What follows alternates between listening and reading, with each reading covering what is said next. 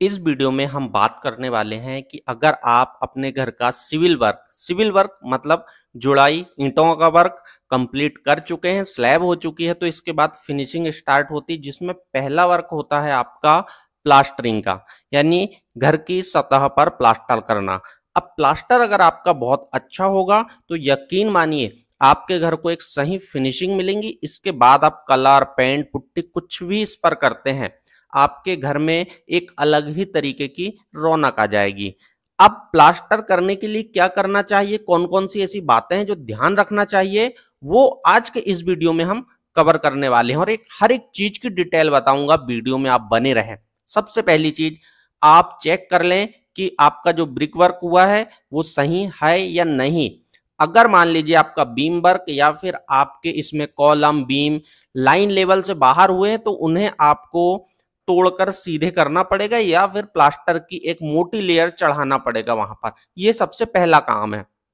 दूसरा और important work ये है कि आप कॉलम और बीम के ज्वाइंट्स जहां पर भी है वहां पर चिकन मेश का जरूर यूज करें। अब आप लोग सोच रहे होंगे कि चिकन मेश होता क्या है। चिकन मेश ये इस तरीके की जाली है। ये आपकी जाली फाइबर की मिलती है मार्केट में, आपकी 1 मीटर के साथ साथ ये अलग लगभग 150-200 फीट तक मिलती है, और एक जाली जो मिलती है उसे आपको काटकर यूज करना पड़ता है। अब आपकी सिटी में इसे क्या कहते हैं और कौन से फाइबर में ये अवेलेबल है, ये हमें कमेंट्स करके आप जरूर बताइएगा। तो ये हो जाती है चिकन मेश, जिसे मुर्गा जाली भी कहते हैं एक आसान भाषा में। चलिए यहां पर आप सीख चुके हैं।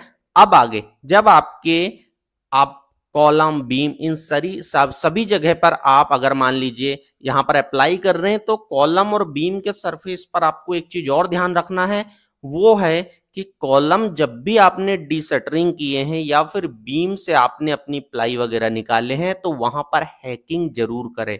हैकिंग यानी कि उस सरफेस को आपको रफ करना है, जिससे प्लास्टर आपका बहुत अच्छे तरीके से उस जगह को पकड़ ले।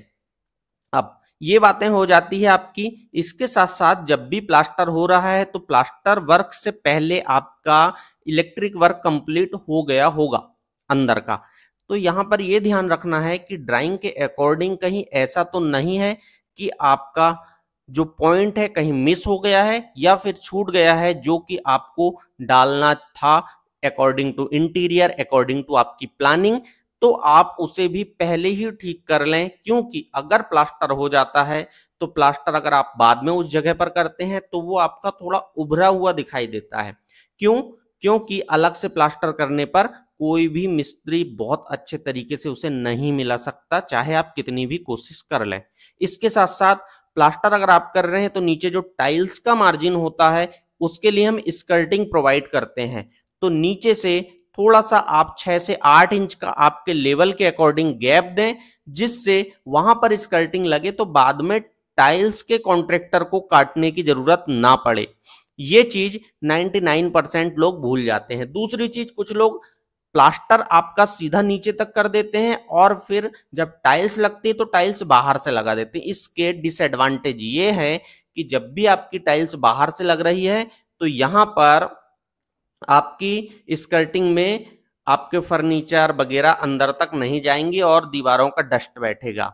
हम बात प्लास्टर की कर रहे हैं, तो प्लास्टर में आपको ये चीज जरूर ध्यान रखना चाहिए कि प्लास्टर का जो आपका रेशो है, वो अगर आप इनर प्लास्टर कर रहे हैं वॉल पर, तो थिकनेस 15 mm के आसपास होना चाहिए और 1:4:1:5 का रेशो आप ले सकते हैं। अगर अकॉर्डिंग टू मैं IS कोड कहूं तो 1:4 का लेना चाहिए आपको। सीलिंग में 1:3 का, थिकनेस इसकी 12 mm होना चाहिए और एक्सटर्नल वॉल का प्लास्टर आप 1:5 का ले सकते हैं, 20 mm। ये चीजें प्लास्टर की थिकनेस के बारे में हुई। अब यहां पर जब भी आप प्लास्टर अप्लाई कर रहे हैं तब एक सूखी दीवारों को पानी मार के थोड़ा गीला कर लें, जिससे यहां पर बहुत अच्छे तरीके से प्लास्टर हो सकता है। कुछ चीजें अगर यहां पर मिस हो गई हो तो और भी प्लास्टर के वीडियो अवेलेबल है चैनल पर, आप विजिट कर सकते हैं।